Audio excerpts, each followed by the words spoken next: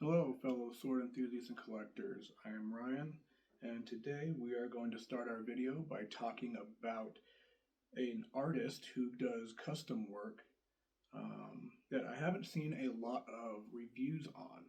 And so I just wanted to give people who might be interested in his stuff, and I've looked at his webpage, an idea of what you're going to be getting if you were to buy from this manufacturer. So here we have the Amare S. Vivere Italian longsword. This was custom designed by myself, um, and I'm going to go over some of the details of it, the specs of it, just so you can have an idea of what this is. So, going from the pommel, all furniture here is stainless steel that is hand engraved, and I will be doing some close-ups so you can see the detailing that goes into this. The artist who creates this goes by the name of Jesse Belsky. He is an amazing swordsmith or sword creator. He is very transparent about the facts that he does not make his own blades. He makes a lot of the hilt furniture and then puts these blades together to whatever specifications you and him come up with. He does not peen his work. He is very open about that. He's not very familiar with that kind of creational design. So his stuff is all nut and pommel created. So starting from here, we have the pommel, which is stainless steel. Comes down into a leather wrap here. We have a copper inlaid ring with then a purple leather across right here. The crossguard itself is also stainless steel. And then the scabbard is made for the blade, which is a double-folded Ronin katana medieval blade. Retention on it, light shake, comes out, but it holds just fine without it. Give it a tug, comes out. So the perfect level of retention as far as I'm concerned. I know there are other sword review people that also have that same mentality. Comes with an interlaced sword belt. Overall, the sword belt and scabbard itself, nothing spectacular, but it does the job. Comes with a stainless steel cap there at the end. Nicely done. No hot spots on that. Doesn't catch. Everything is really nice. If we look at the blade, which is really the kind of the highlight of this sword, you will see it is triple folded, well, double folded, and has an amazing design to it. Now, this blade is extremely heavy. This is not necessarily made for use in real life. While it is fully functional and you can cut with it 100%, and it cuts very nicely because of the point of balance, which is about 5.5 inches from the crossguard, so right about here.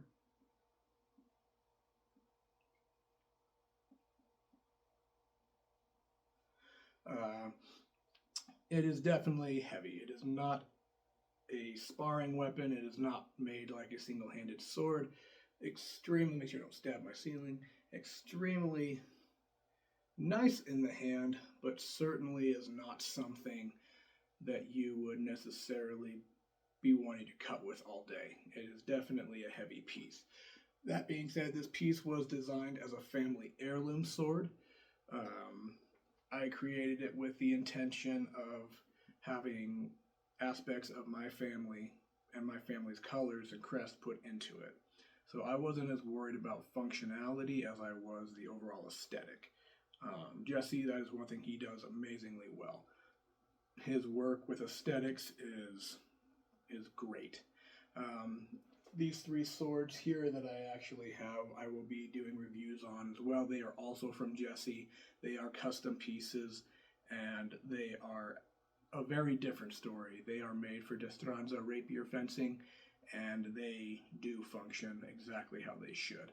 So look for those videos in the coming days.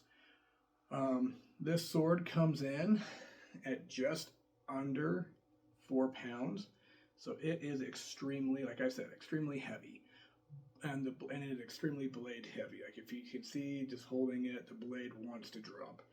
But it is extremely nimble with two hands. If you get two hands on this thing, as you can see, a lot of real estate to get on behind there. When we designed this weapon, one thing that's really cool about Jesse and his process of how he does swords is that he has a wide selection of previously created pieces as well as swords that he creates himself and then sells on his website. You can go through there, pick and choose the pieces that you like, and he will kind of create you your own bastard sword, if you will, or you can actually work together with him to create your own custom design. I did a little bit of both on this piece. Like I said, I've had 4 swords from Jesse. My 5th is actually currently in the works, so I am a big fan of his stuff. Um, the crossguard here is actually taken from a Witcher sword design, which Jesse does his own interpretation of, which is an absolutely beautiful piece. The grips here, the 2-color grips, are based off my family crest colors, which are purple and black, along with the copper ring, which is also a part of our family crest, but was also inspired by his Witcher sword design and a lot of other fantasy designs that have that, like the Ranger sword, etc. The pommel on here is more of a perfume top style pommel with Amare and Vivere, which is live and love in Italian, and then it has the Northern Star, which is one of the main aspects of our family crest on it. And again, the whole thing is held together by a recessed nut. So that is something I have noticed with cutting. The blade does kind of come loose after a while, but you just take a hex wrench, tighten it all up, and you're good as new. There are pros and cons to this design, obviously. With a nut, you can get that loose rattle in there. It's not as sturdy as, say, a peen, of course, but if a peen does come loose, there's a lot more work that goes into repairing that as to a nut, which you can just tighten up, of course. Overall, this sword, right, cost about $1,500. So it does put Jesse a bit more on that high end. He is definitely not cheap, but his work is absolutely incredible. If you are looking for something that is different, that is custom, that speaks to you, that you're not going to see in many other collections, I highly, highly recommend Jesse. With the scabbard, the reason why this scabbard is with it is because of the blade it came with, which is the Ronin Katana Medieval double-folded sword. Jesse does do work with other creators to design and make pieces for people. So some of his work gets extremely elaborate and is absolutely gorgeous, and I will put the link to his website down in the video description. I do not get anything for this. Jesse did not ask me to do this. I'm just doing it because I love his work, and I have not really seen anything out there on the internet that talks about Jesse or the work that he does, and I think that he needs to get the credit he deserves. He does make beautiful stuff. One thing I really like about Jesse is he's extremely transparent, as I have said a few times. If it is something he cannot do, he will tell you straightforwardly that, yep, you know what, this isn't a design I can do, but he will offer alternatives as to what options you have there. His timeline is actually relatively well as well. This sword, start to finish, took about 2 months. My rapiers on the wall were about the same timeline, plus or minus a little bit. So for a custom sword maker, that's really not a bad timeline when you're comparing it to Albion or, some of these really, really high-end makers that cost, double what something like this would run you. I will be very honest, I'm very transparent in my videos. Jesse's work is not on the same level by any means as far as Albion's work or something like that, but you don't have the 2+ year wait. The cost is obviously much less, and it's unique and it's custom to you. And that is really where Jesse shines, is that his stuff is unparalleled when it comes to custom, unique work that you're not going to find anywhere else. All right, go ahead. So here we're going to do some close-ups and just kind of look at the components of this sword. to give you a better idea of the quality and whether or not buying something from Jesse would be right for you. So here at the pommel, we have Amare and Viviri. This is deeply engraved. You can hear, right? It is carved in there. It is nicely done. The star, the northern star here, is cut in and then raised, so it is a three-dimensional piece, which is a really nice touch with the engraving deeply cut around it. Beautifully, beautifully done. Coming down here to the grip, you can see a purple leather wrap and then the black leather wrap as well. The ring is copper here. It is a very nice piece, and it actually feels really good in the hand. There's no hot spots anywhere on this sword. It feels really, really good. And then the crossguard here, stainless steel. Very nicely done. It's got some really intricate twists, as well as those little details in there that just make it stand out. This part right here is where Jesse shines, and this is where his stuff, comes from as far as what his part in the making process is at. That's where it ends. The blade itself, like I have said, comes from a Ronin Katana double-folded longsword, and this is really a beautiful, beautiful blade. Absolutely stunning. If I can get it to focus here.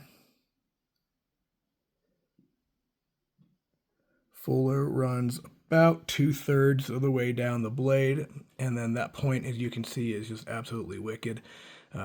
Great thruster, amazing cutter, but it is heavy. Jesse was able to fit the crossguard, grip, and everything to my specifications that I asked him into this blade, and as you can see here, the gap is actually very, very nice. There is a bit of a gap, but nothing that would be outside of what would be considered historically appropriate or accurate. And there will also be some additional B-roll film going here as I'm talking, so you can kind of get a better idea of how, this piece looks and if it's worth it to you to go and commission something from Jesse.